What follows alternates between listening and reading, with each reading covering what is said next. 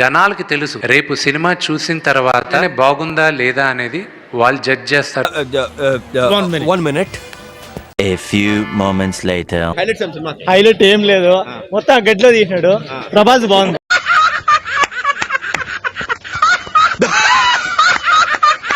ఇంత గొప్ప చిత్రం తీసావు, మేము ఎక్స్పెక్ట్ చేయలేదు విష్ణు ఇంత గొప్ప నటుడా అని.